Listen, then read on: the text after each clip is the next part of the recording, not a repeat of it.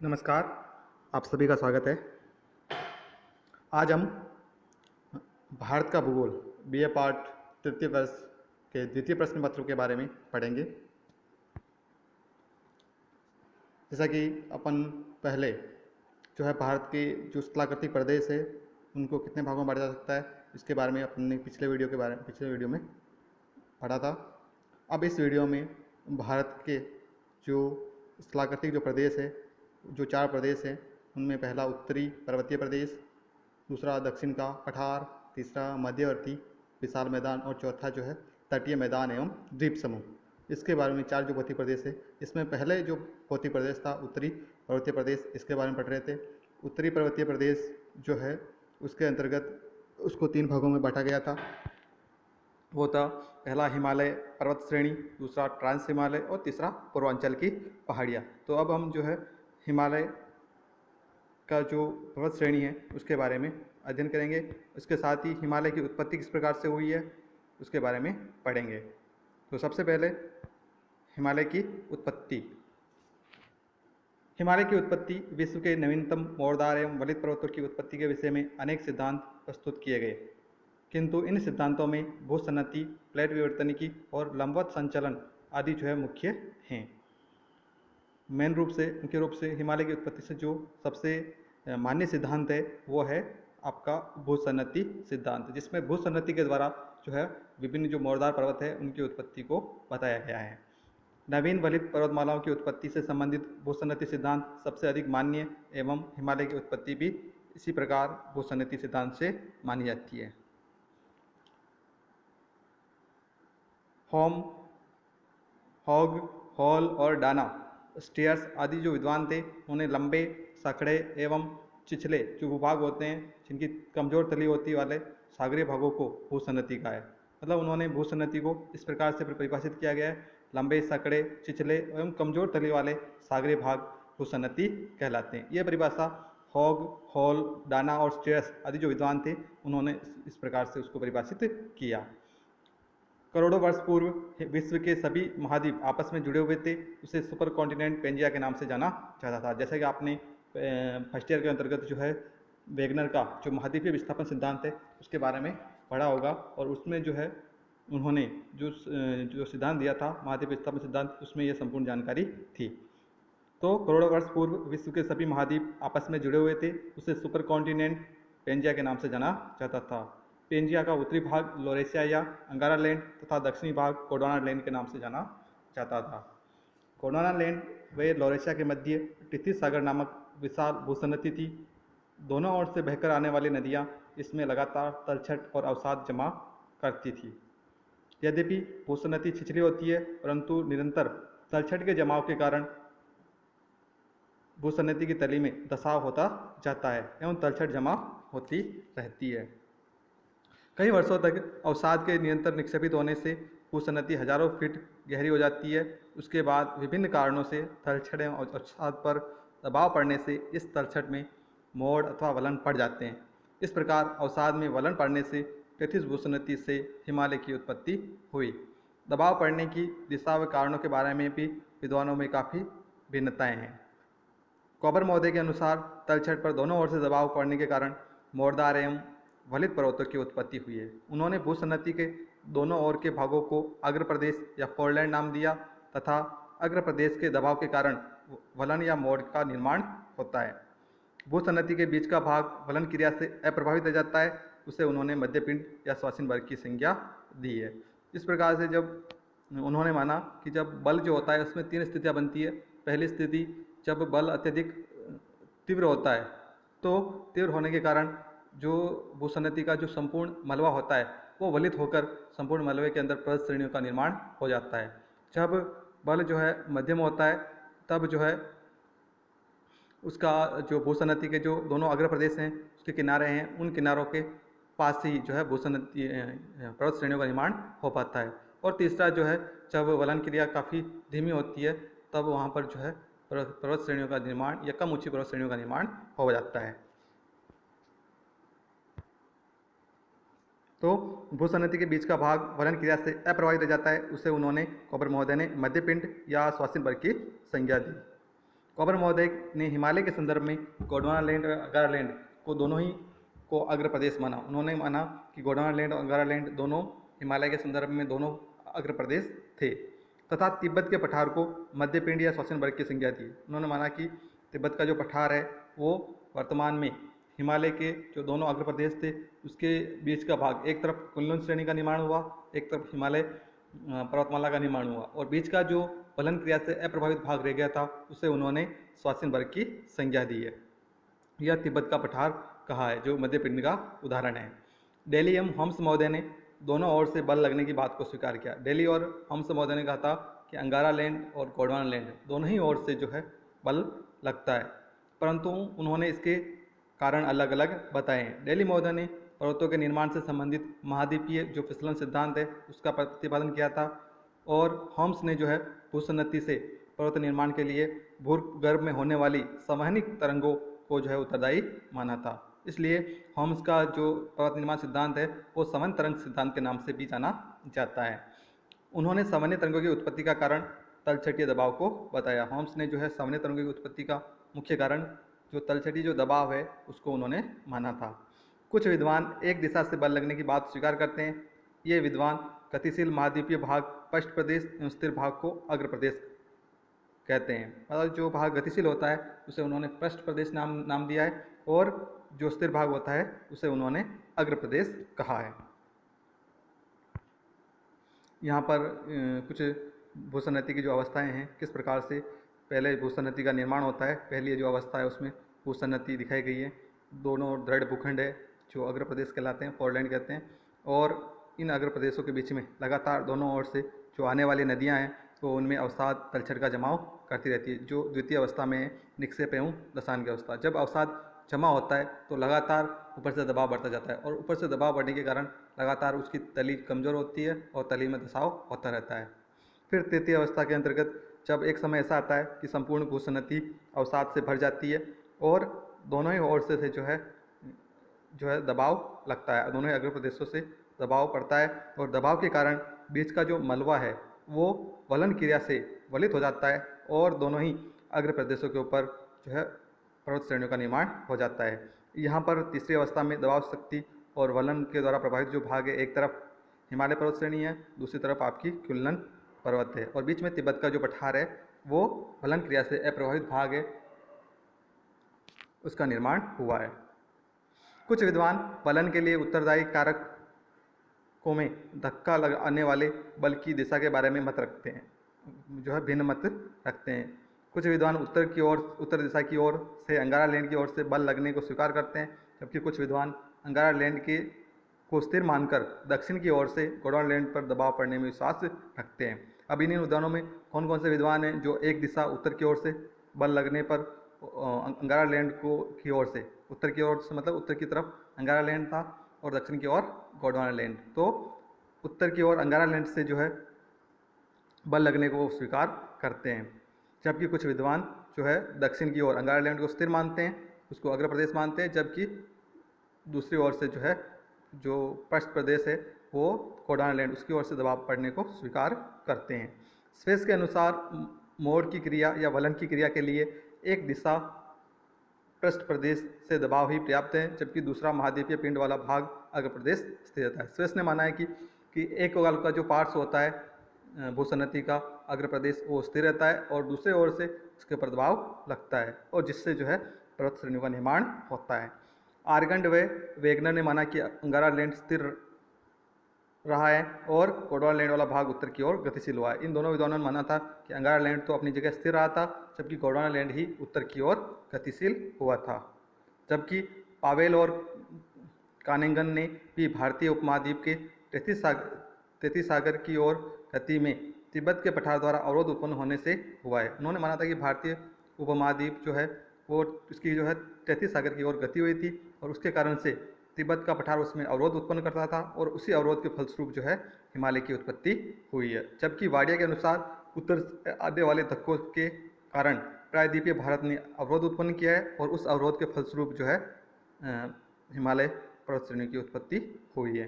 तो इस प्रकार से जो विभिन्न विद्वान हैं उन्होंने भूसन्नति जो सिद्धांत है उसके अनुसार हिमालय पर्वत की उत्पत्ति कैसे हुई है उसके बारे में अपने अपने मत का प्रतिपादन किया था। अब जो है दूसरा सिद्धांत आता है अपना प्लेट विवर्तनिकी सिद्धांत, जो कि वर्तमान में सबसे मान्य सिद्धांत है। सबसे मान्य सिद्धांत आपका उष्णनीति सिद्धांत है। उसके बाद में वर्तमान में सभी की जो व्याख्या की जाती है वो आधुनिक सिद्धांत है प्लेट विवर्तनिकी सिद्धांत। प्लेट विवर्तनिकी सिद्धांत के अनुसार हिमालय की उत्पत्ति कैसे हुई है। पहले आपने प्लेट के बारे में पढ़ा होगा कि स्थल भाग के जो दृढ़ भूखंड होते हैं वो प्लेट कहलाते हैं, और जो संपूर्ण भूमि है, जो स्थल भाग है, वो विभिन्न प्लेटों या उसके दृढ़ भूखंडों से मिलकर बना है। जैसे कि पहले अपन ने अभी पढ़ा था कि कोबर ने माना था, या वेगनर महोदय ने सबसे पहले माना था कि सबसे पहले विश्व में एक सुपर कॉन्टिनेंट था जो पेंजिया के नाम से जाना जाता था। वो एक प्लेट था, और धीरे धीरे वही पेंजिया जो है विभिन्न कालखंडों के अंतर्गत टूटकर अलग अलग प्लेटों के अंतर्गत बढ़ गया, और उन्होंने अलग अलग प्लेटों ने जो है अलग अलग दिशा की ओर गति करी है। अब जो है प्लेट विवर्तनिकी के अनुसार हिमालय पर्वत की उत्पत्ति। हिमालय विश्व की नवीनतम मोड़दार पर्वतमालाओं में से एक है, जो मुख्य रूप से परतदार चट्टानों से निर्मित है। इसका निर्माण ट्रेजरी काल में हुआ है। यह पर्वत श्रेणी पश्चिम में नंगा पर्वत से लेकर पूर्व में नामचा बरवा तक फैली हुई है। इन दोनों स्थानों पर दो तिखे मोड़ पाए जाते हैं। पश्चिम के अंतर्गत ये जो पर्वत श्रेणी है वो नंगा पर्वत आपका जम्मू कश्मीर काराकोरम जो श्रेणी है उसके अंतर्गत, और पूर्व के अंदर जो है नामचा बरवा उसके अंतर्गत ये फैले हुए हैं, जहाँ पर दो तिखे मोड़ पाए जाते हैं। कार्बोनिफेरस काल से ही प्रायद्वीपीय भारत का स्थानांतरण उत्तर एवं उत्तर पूर्व दिशा की ओर निरंतर हुआ है। कार्बोनिफेरस जो काल था उसे ही प्रायद्वीपीय जो भारत था वो जो दो भूखंड थे गोंडवाना लैंड और अंगारा लैंड, तो प्रायद्वीपीय जो भारत था वो गोंडवाना लैंड का हिस्सा था, और कार्बोनिफेरस काल में वो जो है उससे अलग होकर जो है उत्तर और उत्तर पूर्व दिशा की ओर स्थानांतरित हुआ। इसके फलस्वरूप भारतीय प्लेट का जो है यूरेशियाई प्लेट से टकराव हुआ, जो अपेक्षाकृत काफ़ी धीमी गति से दक्षिण की ओर स्थानांतरित होता रहा है। इन दोनों प्लेटों के टकराव से इनके बीच तटीय सागर के मलबे पर दबाव पड़ा, जिसके फलस्वरूप हिमालय की उत्पत्ति हुई। अब क्या हुआ कि एक तरफ आपका अंगारा लैंड था, दूसरी तरफ गोंडवाना लैंड। तो गोंडवाना लैंड से जो भारतीय प्लेट अलग हुई थी वो भारतीय प्लेट लगातार उत्तर एवं उत्तर पूर्व दिशा की ओर अग्रसित होती गई, और अग्रसित होने के कारण बीच के अंदर जो सागर था गोंडवाना लैंड और अंगारा लैंड के बीच में टिथिस सागर, उस सागर का जो मलबा था उसके ऊपर दबाव पड़ा, और मलबे के ऊपर दबाव पड़ने से चूँकि दोनों प्लेटें यूरेशियाई प्लेट और भारतीय प्लेट दोनों में आपस में गति हो रही थी, तो गति होने के कारण जो है भारतीय प्लेट के दबाव और यूरेशियाई प्लेट के टकराव के कारण जो है उसमें अवरोध उत्पन्न हुआ, और उससे जो है हिमालय पर्वत की उत्पत्ति हुई। क्योंकि भारतीय प्लेट अभी भी गतिशील है, यही कारण है कि हिमालय का वर्तमान समय में भी उत्थान जारी है, और वर्तमान में भी भारतीय प्लेट अपनी जगह स्थिर नहीं हुई है। भारतीय प्लेट उत्तर की ओर या उत्तर पूर्व की ओर गतिशील है, इसके कारण लगातार हिमालय का उत्थान आज भी जारी है। हिमालय एक विवर्तनिक पर्वत, हिमालय का उत्थान कार्य 3 चरणों में पूरा हुआ है, जिसके फलस्वरूप 3 श्रेणियों का निर्माण हुआ है। तो हिमालय जो है एक विवर्तनिक पर्वत श्रेणी है, अर्थात हिमालय का निर्माण भूगर्भिक जो क्रियाएं हैं उनके कारण हुआ है। तो हिमालय के अंदर जो 3 श्रेणियां हैं उनमें महा हिमालय, लघु हिमालय, शिवालिक या उप हिमालय, तो ये जो तीनों श्रेणियां हैं उनका निर्माण भी अलग अलग काल में हुआ है। उनका किस प्रकार से उनका निर्माण हुआ है उसके बारे में, कौन कौन से काल में कौन कौन सी पर्वत श्रेणी बनी है उसके बारे में देखते हैं। आज जहाँ हिमालय हैं वहाँ लगभग 7 करोड़ वर्ष पूर्व तृतीय सागर था। ओलिगोसीन काल में महान हिमालय का निर्माण हुआ। ओलिगोसीन जो काल था उसके अंतर्गत महान हिमालय का निर्माण हुआ। अब ये जो काल है ओलिगोसीन, मायोसीन, प्लायोसीन, प्लिस्टोसीन, ये जो सभी जो काल हैं वो काल के बारे में फर्स्ट ईयर के अंतर्गत जो भूगर्भिक जो समय सारणी है उसके बारे में आपने पढ़ा होगा कि ओलिगोसीन काल जो है किस समय का था। तो ओलिगोसीन काल में महान हिमालय का सबसे पहले निर्माण हुआ तथा हिमालय के समानांतर दक्षिण में एक गर्त का निर्माण हुआ, जो कालांतर में हिमालय की नदियों द्वारा लाए गए मलबे से भर दिया गया।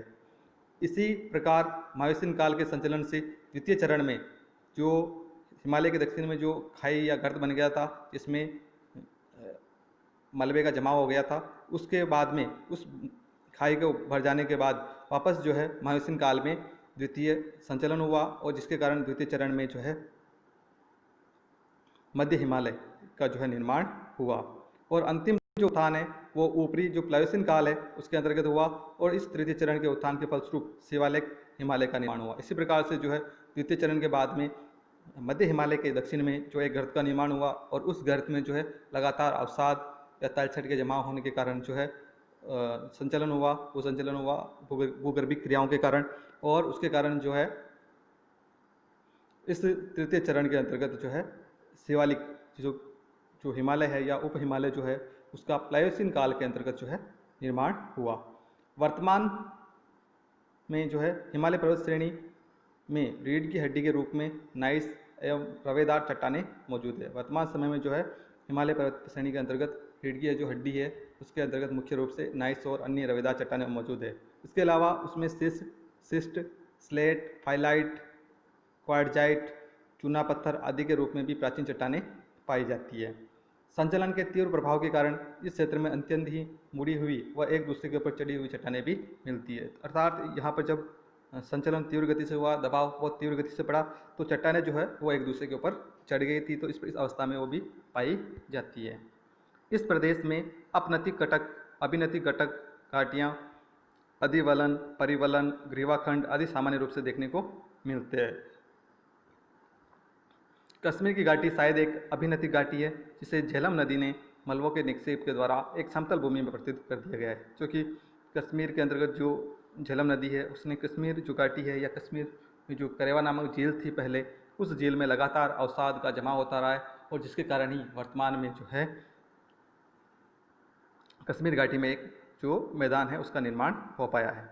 हिमालय से निकलने वाली नदियों के मार्ग परिवर्तन तथा निकटवर्ती क्षेत्रों में आने वाले भूकंप से इस बात की पुष्टि होती है कि हिमालय का उत्थान अभी भी जारी है। अर्थात हिमालय से जो निकलने वाली नदियाँ हैं वो कई बार मार्ग परिवर्तन कर लेती है, तथा निकटवर्ती जो क्षेत्र है हिमालय के आसपास, वहाँ पर भूकंप क्षेत्र जो है जोन 5 में आता है, 4 और 5 के अंतर्गत। चूँकि भूकंप क्षेत्रों के आधार पर भारत को 5 भागों में बांटा जाता है, तो इसके अंतर्गत भूकंप क्षेत्र 5 और 4 सबसे जो तीव्र संवेदनशील इलाका है या अत्यधिक तीव्र गति के जो भूकंप आते हैं वो हिमालय क्षेत्र में ही आते हैं। तो इस प्रकार से यहाँ की जो नदियाँ हैं वो मार्ग परिवर्तन का कारण तथा इस बात में यहाँ पर अत्यधिक भूकंप आने के कारण भी यह पता चलता है कि हिमालय का उत्थान वर्तमान में भी जारी है। ये जिस प्रकार से जो है भारतीय प्लेट जो है तिब्बत जो प्लेट है या कह सकते यूरेशियन प्लेट है उसकी ओर गतिशील हुई, और उसके कारण भारतीय जो प्लेट है उसका लगातार उत्तरी की ओर गतिशील होने से बीच में जो तृतीय सागर का मलबा था वो फलित होकर हिमालय पर्वत के रूप में ये जो भाग है हिमालय, ये पहले 33 भूसन्नति थी, और इस भूसन्नति में जो है लगातार भारतीय प्लेट और यूरेशियाई प्लेट के अंतर्गत जो है गति हुई, और उसके कारण इसका जो मलबा था वो वलित होकर वर्तमान में जो हिमालय जो पर्वत श्रेणी है उसके रूप में बदल गया है। अब जो है लास्ट में मैं एक जो वीडियो है मैंने इंटरनेट से डाउनलोड किया है, उस वीडियो में किस प्रकार से हिमालय पर्वत की जो है विभिन्न जो प्लेटें हैं भारतीय प्लेट और यूरेशियाई प्लेट उसके टकराव से किस प्रकार से हिमालय की उत्पत्ति हुई है उसके बारे में बताया गया है। तो इसके अंतर्गत मैंने ये इंटरनेट से डाउनलोड किया है, तो आप ध्यान से देखना।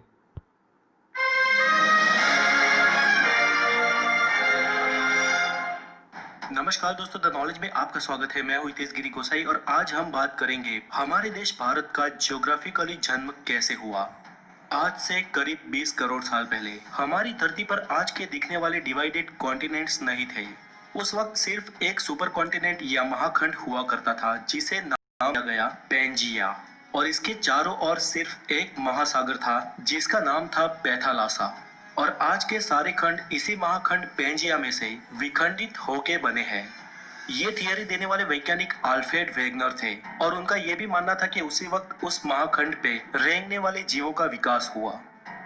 दोस्तों, पृथ्वी के गर्भ में लगातार प्लेट्स खिसकती रहती है, जिसके चलते धरती पर निरंतर बदलाव होते रहते हैं। लेकिन ये बदलाव लाखों या करोड़ों सालों बाद दिखाई देते हैं, और इन्हीं बदलावों के चलते आज के ये दिखने वाले कॉन्टिनेंट्स का जन्म हुआ, और उनके साथ ही हमारे देश भारत का भी। अल्फ्रेड की थियरी के अनुसार प्लेट के सरकने से सबसे पहले पैंजिया सुपर कॉन्टिनेंट के दो भाग हुए, जिसके उत्तरी हिस्से को लॉरेंसिया और दक्षिणी हिस्से को गोंडवाना लैंड कहा जाता है। और इन दोनों के डिवाइड होने के बाद जो बीच में महासागर का पानी भरा और एक खाड़ी का निर्माण हुआ, उसे वैज्ञानिकों ने टेथिस सागर नाम दिया। पैंजिया में से अलग हुए उत्तरी महाद्वीप लॉरेंसिया में से आज के एशिया, यूरोप और उत्तर अमेरिका जैसे कॉन्टिनेंट्स बने, जबकि गोंडवाना लैंड में से दक्षिण अमेरिका, अफ्रीका, ऑस्ट्रेलिया और एंटार्क्टिका जैसे कॉन्टिनेंट्स बने। हमारा देश भारत भले ही आज भौगोलिक रूप से एशिया का भाग हो, लेकिन भारत का भूमि भाग उस वक्त वास्तव में गोंडवाना लैंड महाद्वीप का हिस्सा था और आज का अफ्रीका और भारत एक ही प्लेट पे टिके थे। धीरे धीरे अंदरूनी प्लेट्स के सरकने से ये प्लेट्स भी अलग होती गई और भारत की जियोग्राफिकल प्लेट अफ्रीका से अलग होकर धीरे धीरे एशिया की ओर बढ़ने लगी। वो आज के लद्दाख हिस्से की ओर लगातार बढ़ती रही और एक समय इस प्लेट का एशिया के लद्दाख वाले हिस्से पे टकराव हुआ। दोस्तों, भूगर्भ में जब दो प्लेट्स का टकराव होता है तो भारी प्लेट नीचे की ओर सरक जाती है और हल्की प्लेट ऊपर उठ जाती है। उस वक्त भी ऐसा ही हुआ और आज के हिमालय का निर्माण हुआ। ऐसा कोई कम समय में नहीं हुआ, ऐसा होने में करोड़ों साल लग गए और आज की इस भौगोलिक भूमि का निर्माण हुआ। दोस्तों, आज भारत सिर्फ एक ही टेक्टोनिक प्लेट पे टिका है और लगातार ये भारत की भारी प्लेट हिमालय की ओर दब रही है और हिमालय दिन ब दिन ऊपर उठ रहा है। इसके साथ ही हिमालय के सारे पर्वतों की और माउंट एवरेस्ट की हाइट भी साल दर साल बढ़ रही है। दोस्तों, इस थियरी को सिद्ध करने के लिए एल्फ्रेड ने ये भी कहा कि आज के दिखने वाले सारे कॉन्टिनेंट एक दूसरे में फिट होते हैं और आज अगर किसी तरह इन सबको एक किया जाए तो फिर से पैंजिया सुपर कॉन्टिनेंट का निर्माण हो सकता है। चलिए, ये तो एक संयोग भी हो सकता है, लेकिन एल्फ्रेड ने अलग अलग विस्तार में जाके उस महाखंडों की जीव सृष्टि का और प्राचीन खड़कों के अवशेषों का अवलोकन किया तो ये मालूम हुआ कि विविध अवशेष अलग अलग खंड में एक समान ही थे। इसके साथ ही एल्फ्रेड ने अपनी इस थियरी को सिद्ध करने के लिए कई सारे उदाहरण दिए। फ्रेंड्स, इस प्लेट्स के टकराव से भूकंप और ज्वालामुखी का खतरा रहता है। वैसे भारत में तो कोई खास सक्रिय ज्वालामुखी नहीं है, लेकिन हमारी इस एक प्लेट के सरकने से कभी कभी भूकंप के झटके महसूस होते हैं। हमारी अगली वीडियो में हम जानेंगे कि भूकंप और ज्वालामुखी का रीजन क्या है और लावा या मैग्मा कैसे बनता है। तो आज के लिए इतना ही। अगर आप नए हैं तो द नॉलेज को जरूर सब्सक्राइब करें और इस वीडियो को लाइक करें, हो सके उतना शेयर करें और अपना ख्याल रखें। Have a good day, take care. धन्यवाद।